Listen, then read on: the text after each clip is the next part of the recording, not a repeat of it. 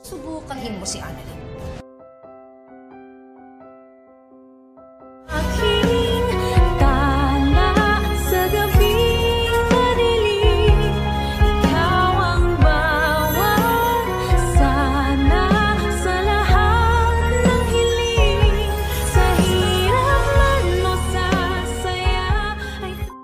Ay, grabe talaga nangyayari ngayon sa Abot Kamay na pangarap na kung saan pinakita na nga ang episode para bukas. O ito nga yung teaser. Yes guys, dito nga ipinakita na magkakaroon ng kidnapping dito nga sa loob ng City Jail, no, na kung saan kagaya nga ng sinabi ni Lynette mismo noon na delikado doon kahit tong si Giselle, pero nagpatuloy pa rin sila, lalo na tong mga Apex, no, na magkaroon ng medical mission dito. Pero kung iniisip man nila na wala mangyari or kung sakaling meron man is minimal lang at di naman talaga nila expected na ganito mangyari na magkakaroon ng hostage at dun mismo sa may kulungan. Kung baka isipin mo ano ang ginagawa ng mga polis, bakit nangyayari yung ganun, no? Pero yun nga, dahil nga kung may balak yung isang tao talaga at talagang gusto niya i-pursue yun, pwede yung mangyari.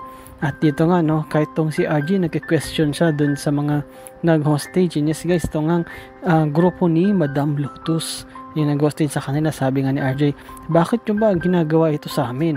Tinulungan na nga namin kayo, binigyan na nga namin kayo ng gamot at nandito nga kami para palakasin kayo at bigyan kayo ng mga vitamins at mga payo kung ano yung gagawin nyo para sa inyong katawan, sa inyong kalusugan. Pero bakit nyo kami in-hostage pa? Ano bang ginawa namin? Ano bang masamang ginawa namin sa inyo? Ang alam naman is wala namang kaming ginagawa sa inyo na kahit na ano. Yes guys, na-hostage talaga lahat.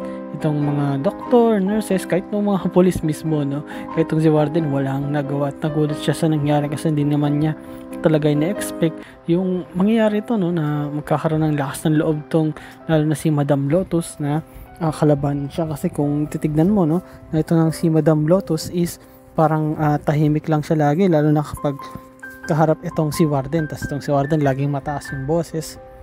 Tapos itong si Madam Lotus parang bait-baitan, no? Kaya hindi rin yun na ganun ina-expect talaga ng Warden na atong si Lotus talaga is merong tinatago na kalokohan, no? Sa bagay, minsan ganun naman talaga, hindi mo isang tao kala mo mabait pero minsan hindi pala talaga, no? So hindi mo judge talaga isang tao ayon sa kanyang appearance. Pero this time nga guys, no, ipinakita na kahit nga itong si Moira, no, na lumabas na yung totoo niya ugali, no, talaga nagbabait-baitan lang, paplastik-plastikan, is talagang wala ring nagawa. Kahit itong si Zoe, yung dalawang maldito na ito, is walang nagawa dahil nga natakot sila sa barel at sa hostage. Yes guys, sabi nga ni Madam Lotus, alam nyo ba, kung may mangyaring masama sa inyo is kagagawan to ni Giselle. Yes guys, sinabi niya na nag-request ako kay Giselle noon na kung pwede ko makausap yung anak ko, ngunit itong si Giselle is hindi niya pinagbigyan, kaya tayo tuloy napunta rito. Yes guys, yun talaga yung request ni Madam Lotus kay Giselle, na makausap man lang yung anak niya kahit saglit. Ngunit alam naman natin guys na itong si Giselle is medyo busy siya.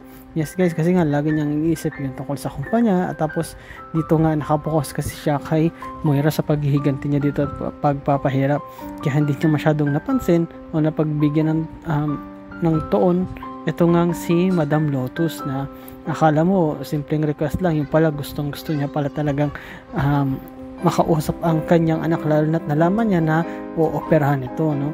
At matagal na rin kasing dinakausap ni Madam Lotus yung anak niya kasi nga simula nung nakulong siya, at niisip nga niya na baka galit sa kanya ang anak niya. At sabi nga mismo ni Madam Lotus na alam niyo ba kapag may nangyaring kapahamakan sa inyo o hindi maganda, lahat ito ay kasalanan ni Giselle sapagkat siya talaga ang dahilan kung bakit tayo umabot dito dahil hindi niya ako pinagbigyan. Yes guys, to si Madam Lotus may ugali na mahirap i-please, no? Na talagang pag may gusto siya dapat makuha agad, kasi kung hindi is talagang babawi siya sa yun, lalo na sa hindi magandang paraan.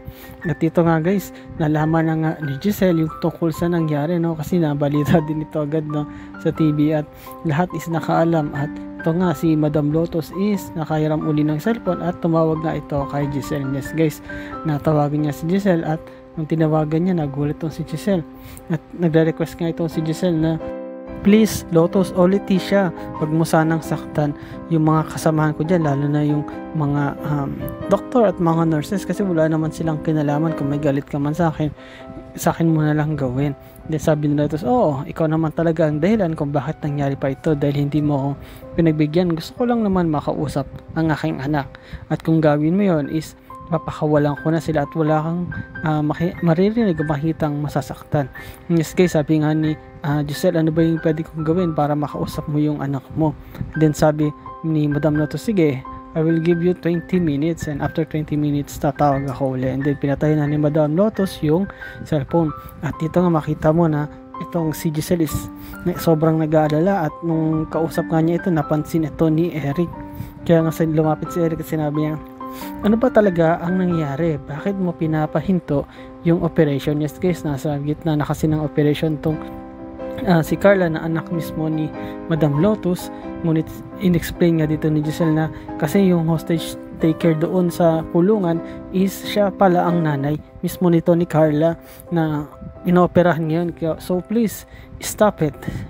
Ngunit itong mga doctor is hindi ganun pumapayag kasi nga nasa under operation sila.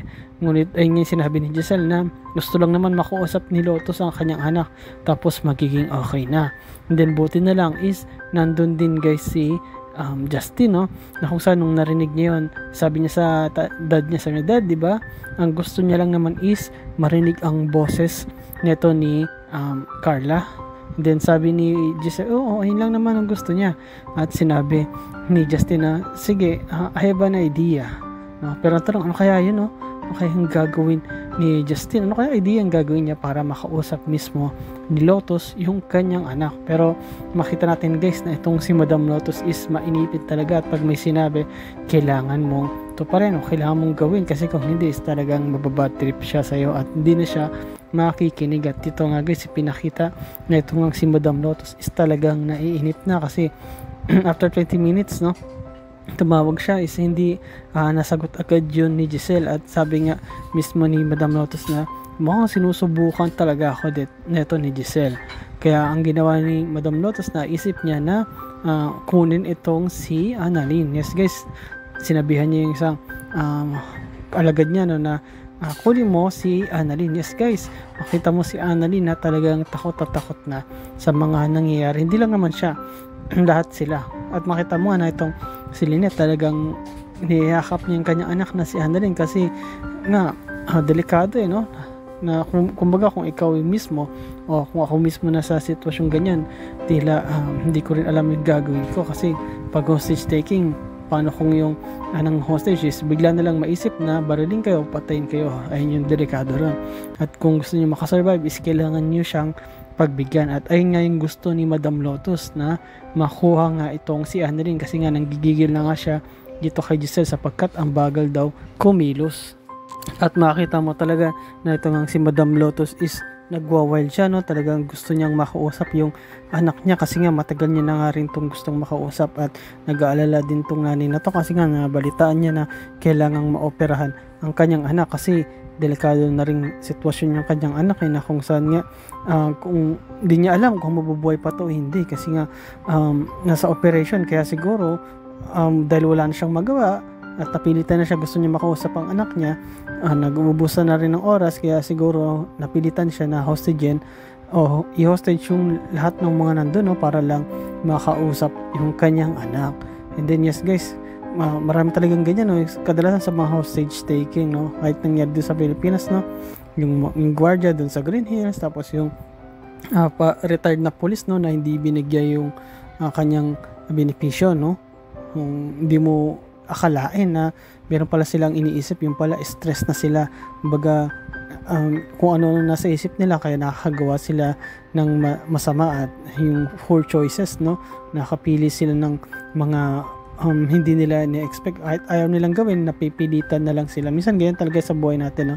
Yung mga bagay tayong ayaw gawin pero napipilitan na tayong gawin. Pero ang tanong dyan guys is, ano kaya ang gagawin neto ni Giselle para mapigilan at mapalaya nga itong mga kinidnap neto ni Madam Lotus. Itong si Madam Lotus, bakit kaya niya kukunin si Annalyn? Ano kaya nasa isip niya?